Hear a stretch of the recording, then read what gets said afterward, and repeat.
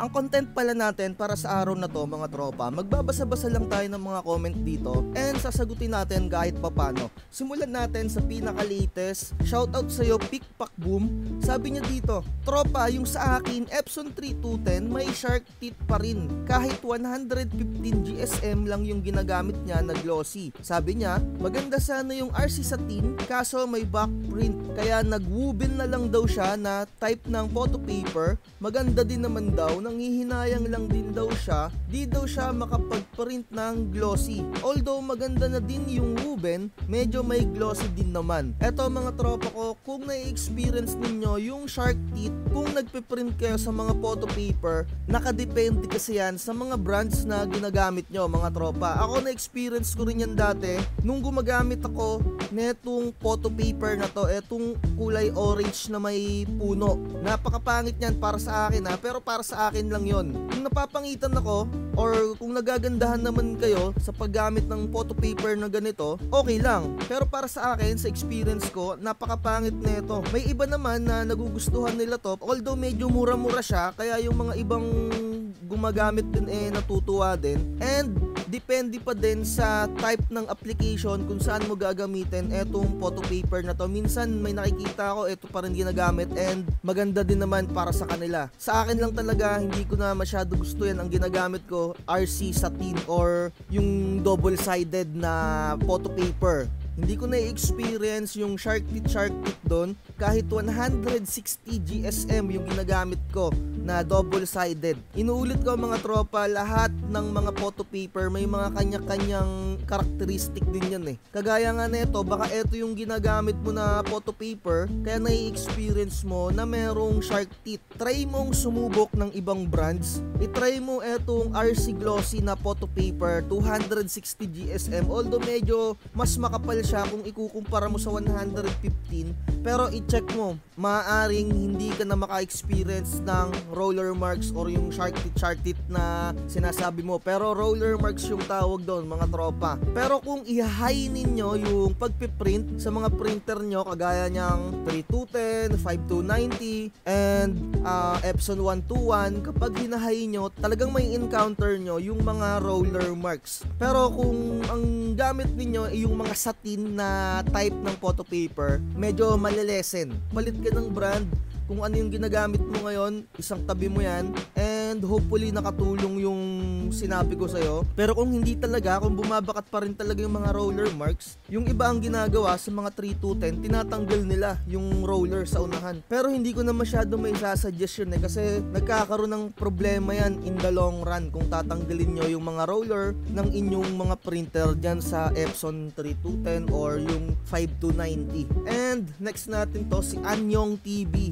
Comment niya dito, sabi niya, ano pong pinakamaganda na brand ng pigment ink? Kagaya nga ng sinabi ko, same as photo paper at pigment ink. Bawat brands ng mga photo paper or bawat brands ng pigment ink, may mga kanya-kanyang karakteristik yan at depende sa taste mo kung saan ka magagandahan. Ako personally, mas nagagandahan ako sa Hansol pigment ink kasi gustong-gusto ko yung timpla niya na alam mo yung vibrant ata yung parang pinaka-term doon, yung hindi siya todong-todong solid. Kumbaga mataas yung brightness niya, hindi siya yung talagang ang tapang ng kulay. Yun yung nagustuhan kong karakteristik sa Hansol. And pagdating naman sa Kui, yun yung solid na solid.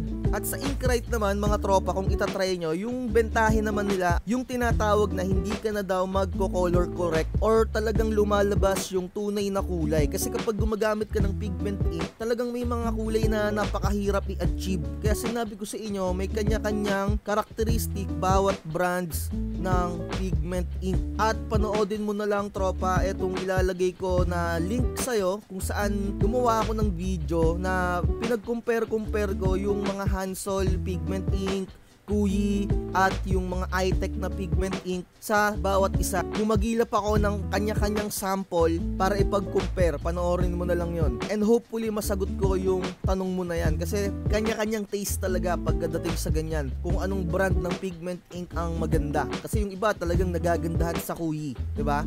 Yun lang.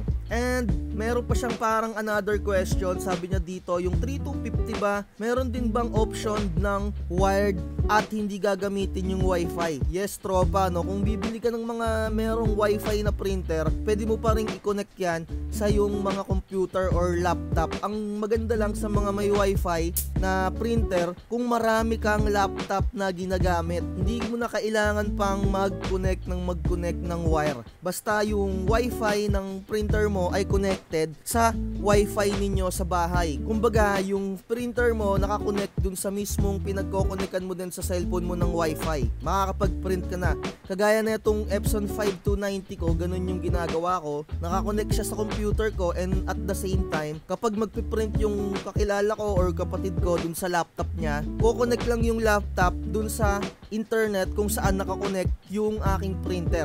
Wireless lang talaga, nakakapag-print na. At next question, etong si Gamer Loopy, napakaganda ng comment niya dito mga tropa. Sabi niya dito, lagi niyong tatandaan mga baguhan, huwag iisipin masyado. Pagod, mag-enjoy ka lang sa ginagawa mo. Parang daily routine exercise, pero huwag mong i-consider pagod at huwag lang mag-sticker. Sobrang lawak ng printing, pwede kang magbaba sa isang item at bumawi ka naman sa iba para pair. Napakaganda ng comment neto ni Gamer Loopy, totoong totoo to. Sa mga baguhan kasi dyan na nahahype, akala talaga nila napakalaki ng kitaan dito. Although malaki-laki naman talaga din once na ma-establish mo na yung printing shop mo. Kung talagang medyo kilala ka na, 'di ba? Or ang dami mo ng mga nakukuha din. Kasi once na yung kakilala mo na nag-avail sa iyo, yung kakilala mo na nag-avail sa iyo, merong pang another kakilala 'yon. Yung kakilala ng kakilala mo, kung maganda yung serbisyo mo, i-recommend at i-recommend ganyan. Talagang sa una napakahirap ng simula, and sa mga susunod na araw or month, makikilala at makikilala ka na dyan. At napakaganda ng comment neto. Sabi niya, pwede ka namang magbaba ng presyo, babawi ka na nga lang sa iba. Kagaya niyang print ng documents. Sabihin mo na sa inyo, ang print mo ng documents 3 pesos or per pesos, bumawi ka na lang kung medyo colored yung pinapaprint, di ba? Doon mo na lang medyo bawiin, or sa ibang mga products mo, kung ano pa mang kinikater mo. Pero para sa akin, sa print ng documents, siguro 3 piso ang pinakamababang pwede kong sabihin sa inyo na isingil ninyo ng document printing, black print text only. 3 piso lang. Kung magbababa pa kayo dyan, parang medyo mahirap na yung kitaan. Or pwede nyo ring sabihin na kumikita kayo, yun nga lang, gagawin nyo yung babawi kayo sa iba namang product na kinikater ninyo. Diba? Kagaya ng sticker, medyo magdagdag ka ng kokonte, or kung nagkikater ka ng mugs printing, medyo taas-taasan mo. Ganun naman din talaga. At sa mga mugs printing, once na medyo bultuhan yung order, bigyan mo naman din ng konting discount yung customer mo. Halimbawa, 50 pieces ang order sa'yo. Pwede mo siyang singilin siguro mga 100, isang mugs, diba? Or kung hanggang saan yung kaya mong ibigay. Pero wag mo naman talagang itodo na baba na parang 5 piso na lang or 10 piso na lang yung kikitain mo, diba? Pag solo mugs printing, sa akin 120 to 150, ganyan ang magandang singilan, diba? Para balance lang. Kung alam nyo yung nagtitinda ng lugaw na si Mang Rado, parang 2 piso lang yung lugaw niya, diba? Pero bumabawi siya sa mga rekado, sa mga tokwat baboy, doon niya nababawi yung another na sinisingil. Ganun din. Gumagana yon sa paraan na ganun. Kung kilala nyo si Mang Rado, yung nagtitinda ng lugaw. Diba? So, move forward tayo mga tropa. Siguro dito na natin tapusin to. Etong last question or last comment dito ng isa sa mga tropa natin. Sabi niya dito, salamat Lods. Ugali pa naman punasan niya ng cleaning solution. Buti na gumawa ka ng ganitong content. Eto mga tropa, no? Meron tayong bagong content. Ipapakita ko sa inyo. Etong video natin na to, pinalitan ko yung encoder strips ko mga tropa. Wag nyong papabayaan na madumi yung encoder strips ninyo or yung tinatawag na raster film kung hindi ako nagkakamali. ayan yung nagko-command sa inyo na yung mga printer nyo kung gaano kalakas yung ibubuga na ink or saan ipipwesto yung printer head.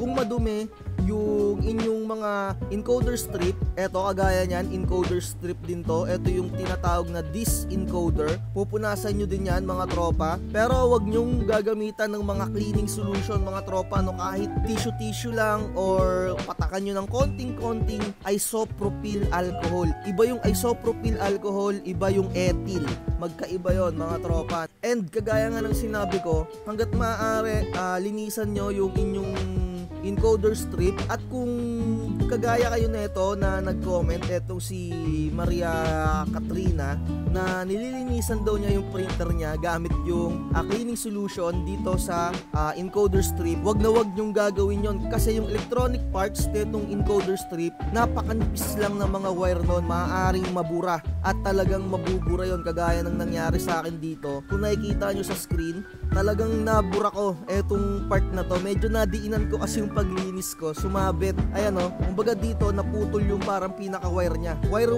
yan, nakikita yung kulay itim. Ayan, sana nakatulong etong mga content natin na ganito, kahit quick tutorial lang or basa-basa content lang, di ba? Siguro bukas na ulit tayo mag-content na meron akong i-share sa inyo, mag-iisip pa ako kung anong magandang content. Pero anyway, salamat sa mga panonood ninyo mga tropa. Comment down below kung meron kayong mga katanungan kagaya na itong mga nagko-comment sa atin. Like, share, and subscribe. Sa mga gusto mag-avail ng template, i-PM nyo lang ako sa ating Facebook page. Bye-bye. Huwag magpapauto. Huwag kang magpapauto, mag-isip ka sa pilian.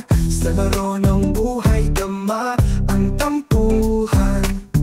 Di lahat ng nagpa-hype, siguradong totoo. Sarili